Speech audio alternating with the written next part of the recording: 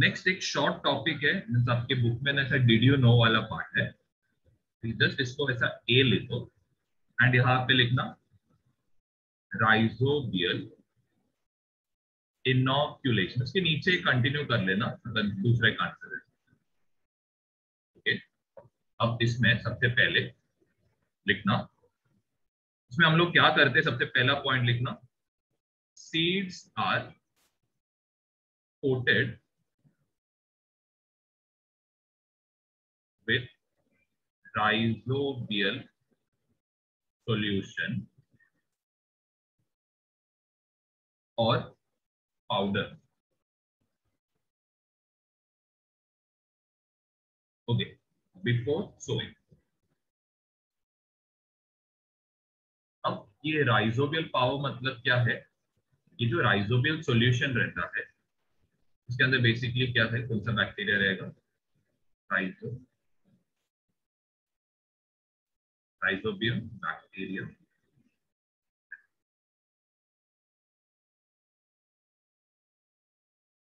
Okay, अब इसको हम लोग क्या करते हैं, सीड्स के ऊपर क्या लगाते हैं, मतलब इसमें हम लोग क्या करते हैं, ये जो सीड्स है इसको इस सॉल्यूशन के अंदर डुबा के रखते हैं।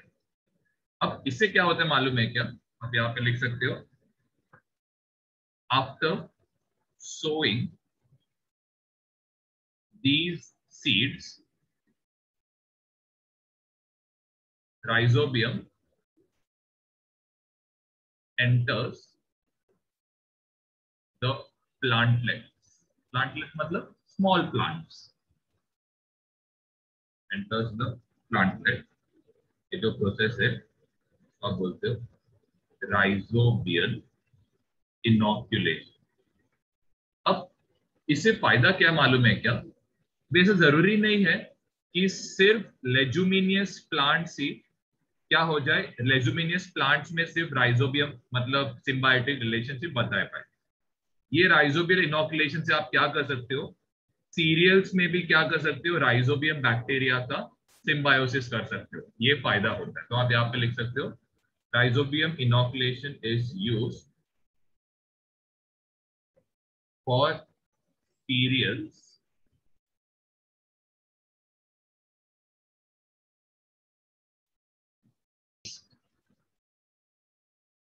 एक इंपॉर्टेंट आंसर है। ओके, सबसे पहले चीज इनका स्ट्रक्चर, इनका structure is colourless oval cells रहते हैं and have small round bodies attached over it. Okay, तो एग्जैक्टली क्या होता है मालूम है क्या? ये जो यीस्ट सेल्स रहते हैं इनके ऊपर ऐसा राउंडेड ग्रोथ रहता है, ऐसा राउंडेड ग्रोथ रहता है। ओके, अब ये राउंडेड ग्रोथ एग्जैक्टली क्या है मालूम है क्या? ये जो मेन जो बड़ा सेल है इसको आप क्या बोलते हो, पेरेंट सेल। एंड ये दो जो ग्रोथ है इसके ऊपर इसको आप क्या बोलते हो, बर्ड्स बोलते हो। एंड ये बर्ड्स एक्चुअली क्या रहता है, ये रहता है डॉटर सेल। ओके, तो एग्जैक्टली यहाँ पे क्या हो रहा है, यहाँ पे प्रोसेस ऑफ रिप्रोडक्शन हो रहा है, लेकिन as there is only one parent involve, यहाँ पे सिर्फ एक ही पेरेंट इन्वॉल्व है, ऐसे टाइप के रिप्रोडक्शन को आप क्या बोलते हो, ए सेक्सुअल रिप्रोडक्शन। ठीक है, यहाँ पे ऐसा मेल एंड फीमेल का ऐसा डिस्टिंग्विशन नहीं होता है, यहाँ पे बस एक ही पेरेंट सेल रहता है जिससे क्या होता है, डॉटर सेल ग्रोथ होता है। ये ए सेक्सुअल रिप्रोडक्शन बोलते हैं। आप चाहे तो लिख सकते हो वन पेरेंट सेल इन्वॉल्व होता है। अभी के लिए बस इतना लिखना। ओके, अब इसके आगे का पॉइंट जस्ट लिखता हूं, these round small round bodies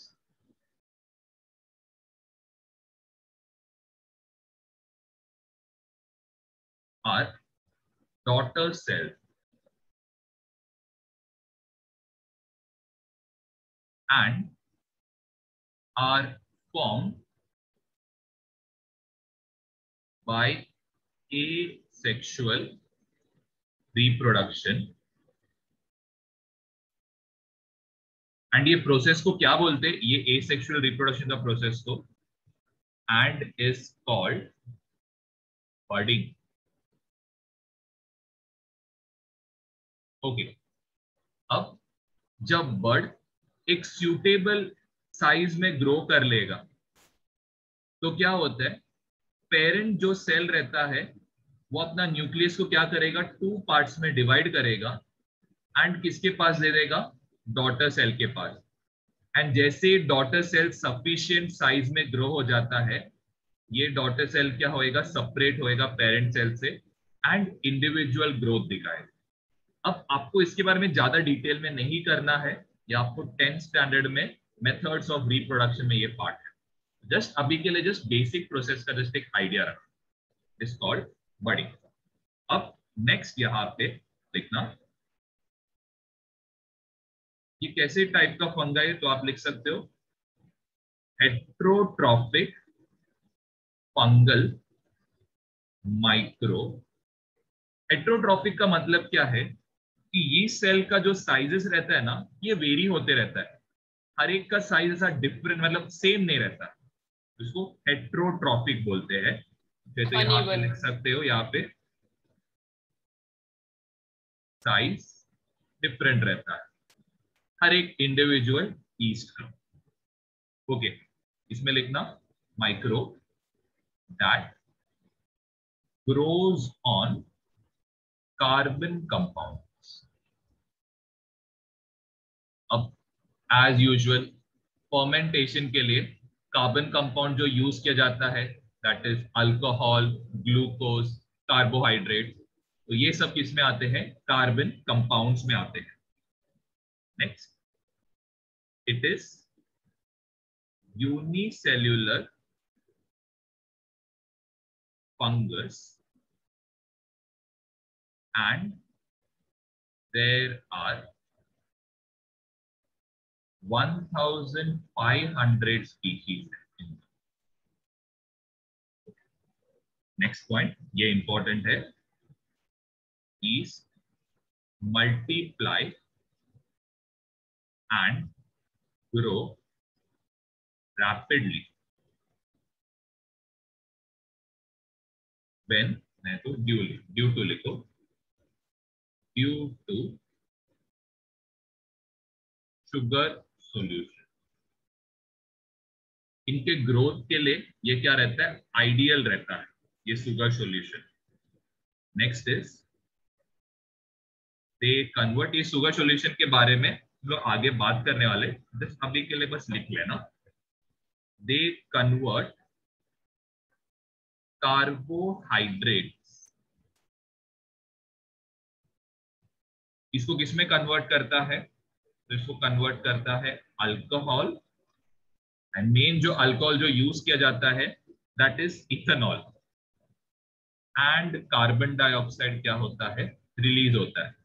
यही कार्बन डाइऑक्साइड क्या करता है, आपके ब्रेड, अगर आपने नोटिस किया रहेगा, अगर कोई भी ब्रेड का अगर आपने लोब देखा रहेगा, इसमें क्या रहते हैं, छोटे छोटे होल्स रहते हैं.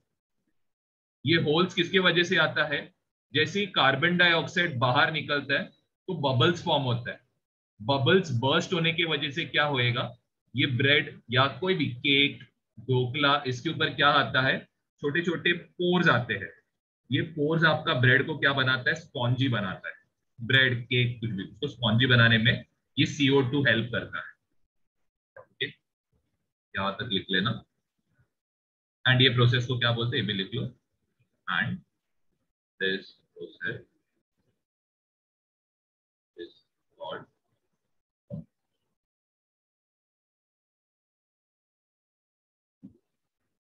तो हम लोग इसके यूजेस करेंगे. यूजेस में तो यहाँ पे लिखना यूजेस. अब सबसे फर्स्ट है, यूज किस में किया जाता है, yeast is used in breads, comma आप लिख सकते हो cakes and dhoklas. for making it spongy. Okay, अब ये स्पॉन्जी कैसे होता है तो आप लिख सकते हो इसमें आंसर, इसका रीजन आप लिख सकते हो when CO2 gas is formed, it forms bubbles on surface of bread or cakes, and as CO2 escapes, bubbles burst, which makes bread and cake surface क्या बनाता है, उसको पोरस बनाता है. पोरस का मतलब क्या है कि ये जो सरफेस रहता है, आप कभी ब्रेड को, एक ब्रेड का सरफेस आप उठा के देख सकते हो, उसके ऊपर क्या रहते हैं, छोटे छोटे होल्स रहते हैं. तो ये छोटे छोटे होल्स इसकी वजह से, ये CO2 गैस बाहर एस्केप होने की वजह से, इसका बबल्स बर्स्ट होने की वजह से. ओके, अब यहाँ पे ये जो प्रोसेस है ये एक्चुअली बस एक ही यूज है इसका यीस्ट का. अब हम लोग जो सेकंड वाला जो यूजेस है, ये आपको टेक्स्ट बुक में इथेनॉल के साथ दिया है ये यूजेस. तो इसको मैं एक एक करके एक्सप्लेन करता हूँ, तो जरा ध्यान देना. सेकंड जो यूज है तो आप यहाँ पे लिखना अल्कोहल प्रोड्यूस्ड, तो नतालिया थोड़ा लिखना along with sugar in sugar factory. सबसे पहले यहाँ पे अल्कोहल प्रोड्यूस, मतलब अल्कोहल प्रोड्यूस होता है जब भी कोई शुगर फैक्ट्री में शुगर बनता है. ओके, अब यहाँ पे नेक्स्ट वाला पॉइंट आप लिखना, it is rich in carbohydrate. अब ये कार्बोहाइड्रेट्स है क्या? These are basically compounds having carbon, hydrogen and oxygen in it. ये number X, Y, Z same रह सकता है, डिफरेंट रह सकता है, तो ये टोटली डिपेंड करता है कौन सा कार्बोहाइड्रेट है उस पे. And is fermented. किसके हेल्प के थ्रू फर्मेंट किया जाता है? Fermented by yeast called Saccharomyces.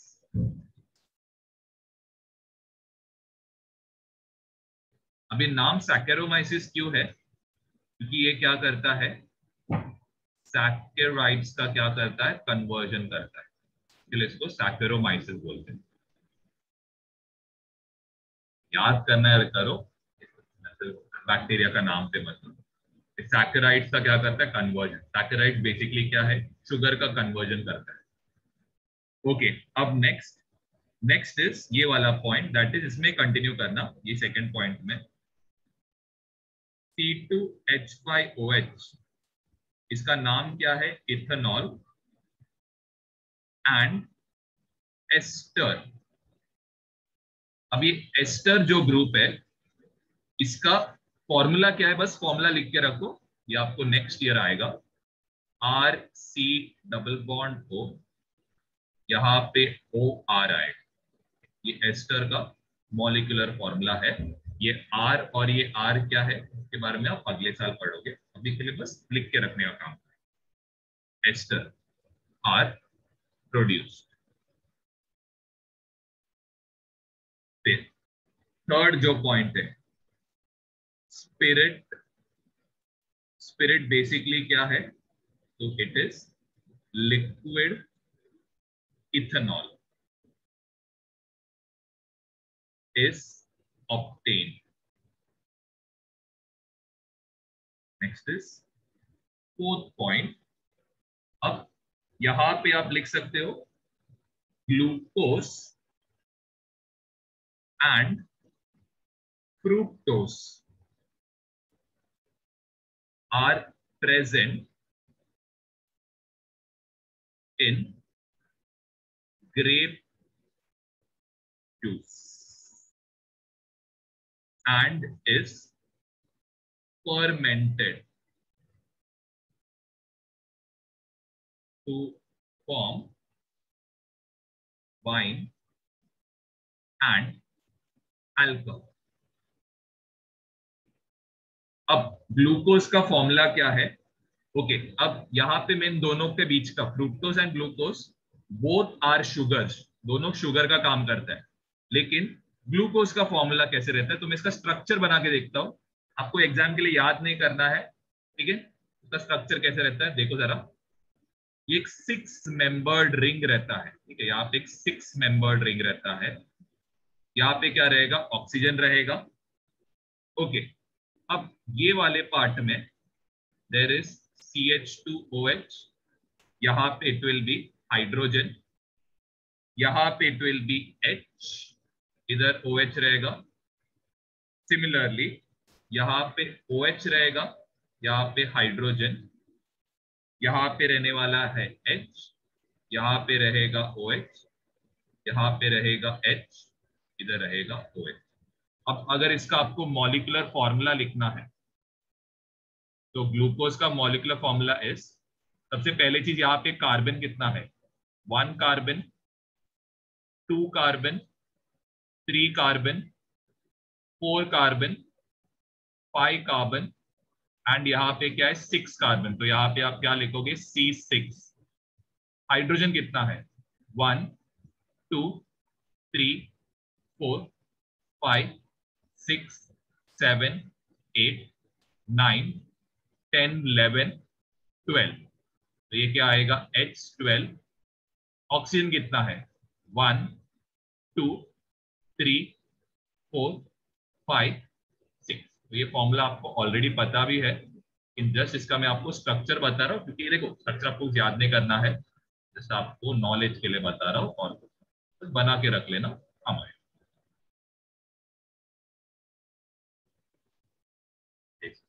Fructose का भी आपको बताता हूँ।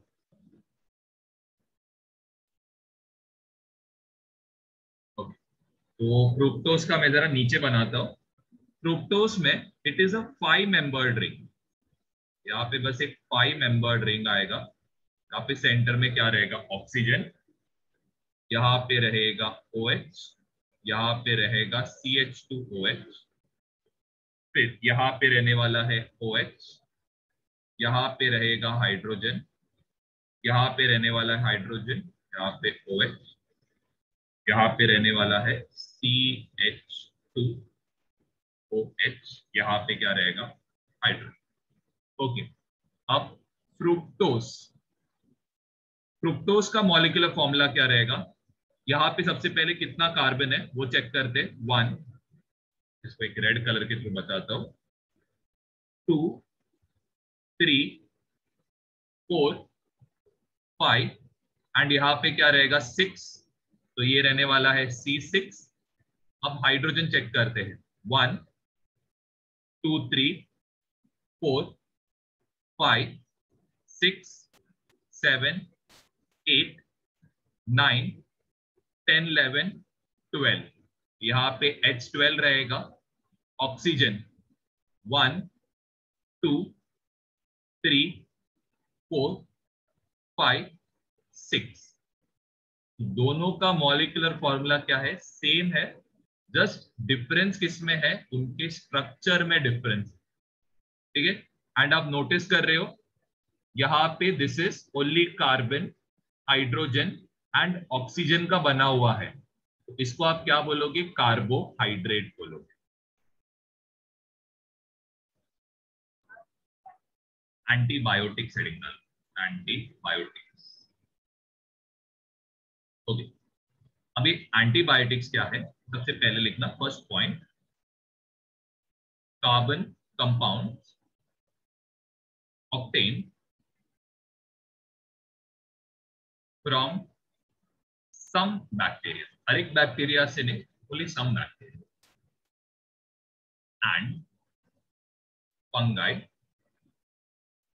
are, हेलो बेना लिखो, useful for destroying or preventing growth of harmful organisms.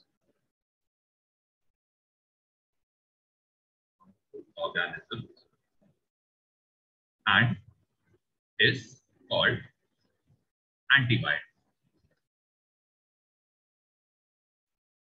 तो अब ये वर्ड एंटी ये क्या मीन करता है कि ये जो भी बायोटिक लाइफ है उसको ये क्या करता है, डिस्ट्रॉय करने का काम करता है. अब कौन सा बायोटिक लाइफ? जो हार्मफुल बैक्टीरिया रहता है आपके बॉडी में, जो आपको इंफेक्शन प्रोड्यूस करता है. ठीक है, इंफेक्शन आपको पता है, it can be any infection. कोई भी स्किन इंफेक्शन रह सकता है, या फिर थ्रोट इंफेक्शन, या फिर यूरिन इंफेक्शन होता है. तो ये सबको क्योर करने, ये बैक्टीरिया का ग्रोथ स्टॉप करने या फिर बैक्टीरिया को मारने आप क्या यूज करते हो? एंटीबायोटिक यूज करते हो. ओके, अब सेकेंड वाला पार्ट जो है, antibiotic act against certain bacteria and protozoa. Okay, अब नेक्स्ट, अब क्या होता है मालूम है क्या? डॉक्टर कभी कभी आप लोगों को बहुत सारे टेस्ट करने को बोलते हैं. It can be urine test करने बोलते हैं, या फिर आपका थ्रोट का स्वैब का टेस्ट किया जाता है. उसके थ्रू डॉक्टर को पता चलता है कि आपके यूरिन में कौन से बैक्टीरिया है, या फिर आपके ब्लड टेस्ट में कौन से बैक्टीरिया है. थ्रोट का भी कभी कभी स्वैब लिया जाता है. तो ये सबसे डॉक्टर को क्या मालूम पड़ता है कि आपके बॉडी में कौन सा बैक्टीरिया इंफेक्शन प्रोड्यूस कर रहा है. अब सपोज आपने सारे टेस्ट किए, फिर भी डॉक्टर को मालूम नहीं पड़ रहा है कि आपके बॉडी में कौन सा बैक्टीरिया जो इंफेक्शन प्रोड्यूस कर रहा है. तो डॉक्टर क्या सजेस्ट करेगा? डॉक्टर सजेस्ट करेगा ब्रॉड स्पेक्ट्रम एंटीबायोटिक. ओके, तो यहां पे लिखना ये third point, antibiotic which are useful against wide range of bacteria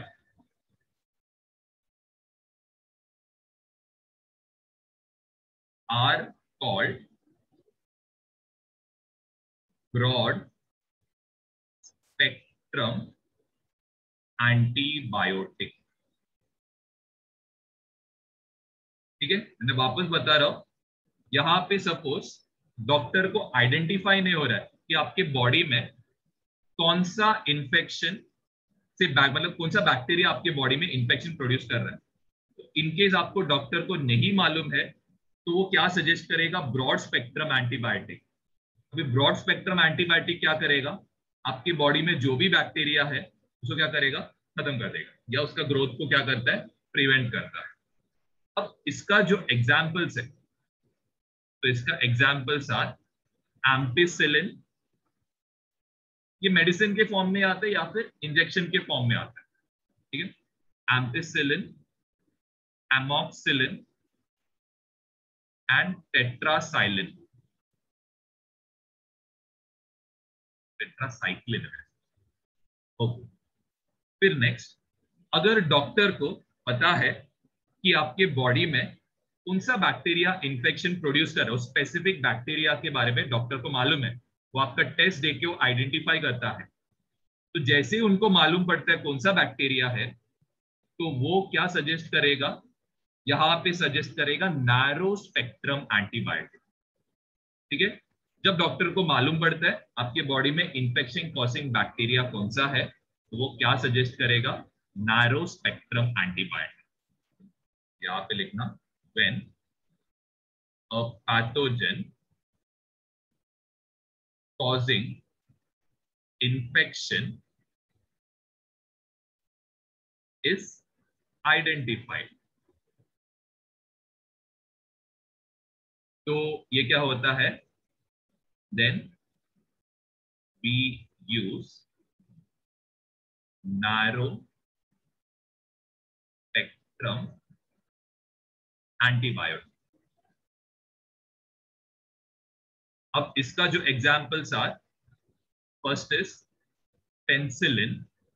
ये आपको पता रहना चाहिए, ये आपने पिछले साल भी देखा रहेगा, आपके टेक्स्ट में था। पेंसिलिन एक टाइप ऑफ फंगस है। Next is gentamicin and erythromycin. अभी के लिए बस ये 3 एग्जाम्पल याद करना सफिशिएंट है। अब बहुत जन को लगेगा कि हर केस में ब्रॉड स्पेक्ट्रम एंटीबायोटिक यूज किया तो सारे डिजीज क्योर होंगे, लेकिन ऐसा नहीं होता है। जो ब्रॉड स्पेक्ट्रम एंटीबायोटिक्स रहते हैं ये एकदम स्ट्रॉन्ग मेडिसिन रहते हैं, जिनको लेने के बाद आप उठ भी नहीं पाओगे, इतना स्ट्रॉन्ग रहता है। आपको पूरा दिन वीकनेस, ब्लरीनेस ये सब फील होता है। तो इसीलिए broad spectrum antibiotics last minute के लिए यूज किया जाए, सारे टेस्ट करने के बाद बैक्टीरिया कौन सा वो पहचान में नहीं आता है, तभी ये यूज किया जाता है। तो ऐसा मत सोचना कि हर डिजीज के लिए ब्रॉड स्पेक्ट्रम एंटीबायोटिक यूज करते, ये सिर्फ ऐसा बोलते हैं लास्ट मिनट सॉल्यूशन ऐसे बोल सकते हैं, ठीक है, क्योंकि इससे ना ये मेडिसिन बहुत स्ट्रॉन्ग रहते हैं, इसीलिए, और कुछ नहीं। फिर नेक्स्ट आते हैं, जस्ट इधर पे पहले लिख लो,